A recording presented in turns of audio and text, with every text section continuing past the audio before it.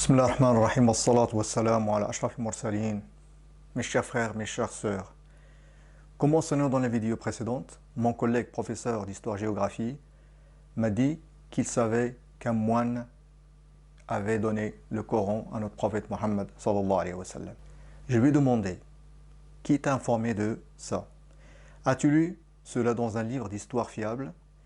Y a-t-il des détails sur cette affaire, comme le nom du moine, où il l'a rencontré, quand cette rencontre a eu lieu, pourquoi il l'a choisi lui plutôt qu'un autre, et surtout, quel était le but de tout cela?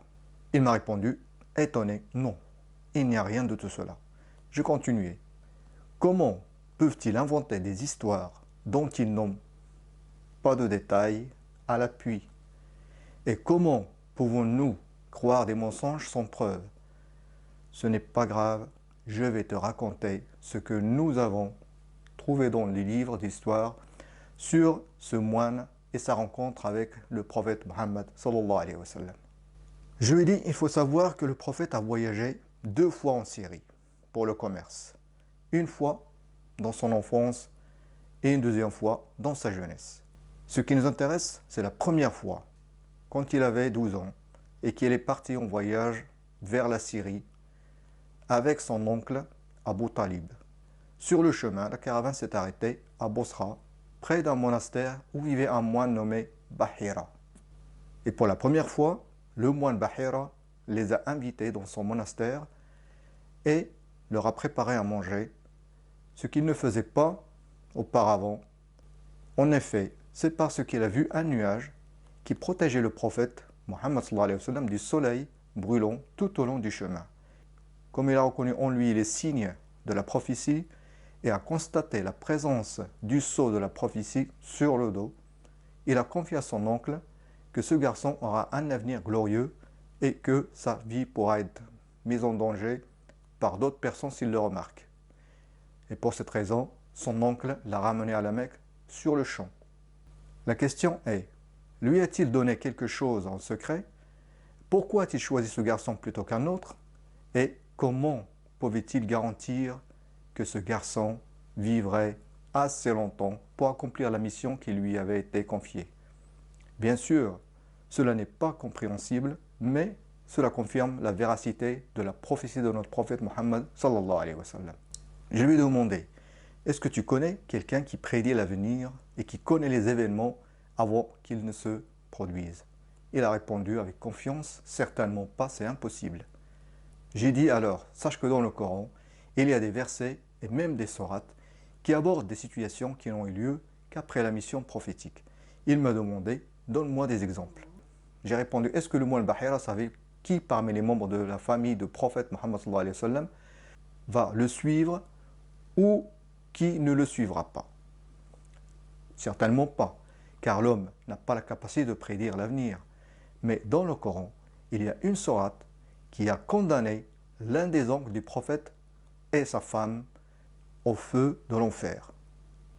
Sachant que parmi les oncles du prophète, seuls 4 de ses oncles ont vécu jusqu'à ce que Mohammed sallallahu alayhi wa sallam ait eu la révélation.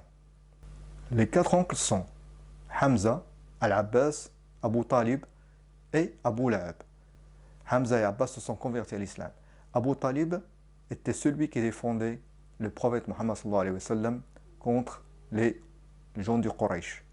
Quant à Abu Lahab, il aimait beaucoup Mohammed sallallahu alayhi wa sallam au point qu'il avait demandé en fiançailles 2 des filles du prophète, Ruqayya et Kalthum, à ses 2 fils. Cependant, après que le prophète a déclaré qu'il a eu la révélation, il est devenu l'un de ses plus grands ennemis. Il était donc impossible de savoir qui parmi les oncles du prophète Mohammed sallallahu alayhi wa sallam suivra sa voie et qui deviendra l'un de ses ennemis les plus féroces, et même ceux qui allaient rester en vie. Et la sourate qui a condamné Abu Lahab et sa femme à l'enfer est sourate Al-Masad. Bismillah ar-Rahman ar-Rahim. Tabbat yada abi lahabin wa tab, ma aghna anhu maluhu wa ma kasab, sayasla naran dhata lahab, wa imra'atuhu hammalat al-hatab, fi jidiha hablun min masad. Donc je lui ai dit que cette sourate est en soi un miracle du Coran. Mon collègue m'a interrompu en demandant comment cela est-il possible?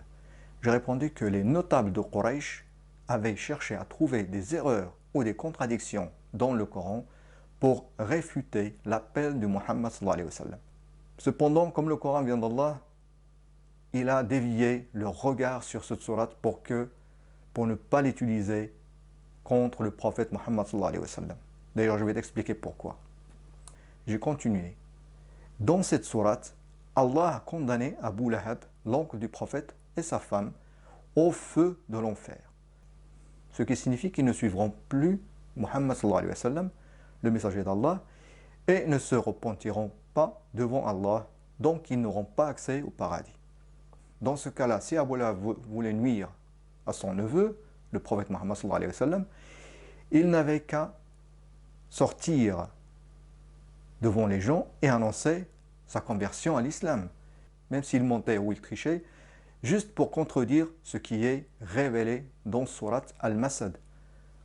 Ensuite, les ennemis de l'islam viendront pour contester ce que Muhammad sallallahu alayhi wa sallam a dit et critiquer le Coran et mettre en doute l'islam. Mais personne n'a pensé à cette ruse, car c'est Allah qui veille et protège son messager. Mon collègue m'a répondu, cela semble raisonnable et logique. J'ai dit, y a-t-il quelqu'un qui puisse savoir à l'avance la mort d'une personne? Il m'a répondu, non, il n'y a personne qui puisse faire ça. Je lui dis, mais le Coran fait référence à l'âge du prophète sallallahu alayhi wa sallam par la répétition des versets ou grâce aux ordres alphabétiques des lettres. Je lui ai dit, le Coran commence par la lettre Ba, dans le mot Bismi. Et dans le Coran, nous trouvons 63 versets qui commencent par la lettre Ba. Et le prophète Muhammad sallallahu alayhi wa sallam a vécu 63 ans. C'est comme si depuis la première lettre, l'âge du prophète a été scellé. Et de plus, le Coran se termine par la lettre Sin, dans le mot An-Nas. Et il y a 11 versets dans le Coran qui se terminent par la lettre Sin.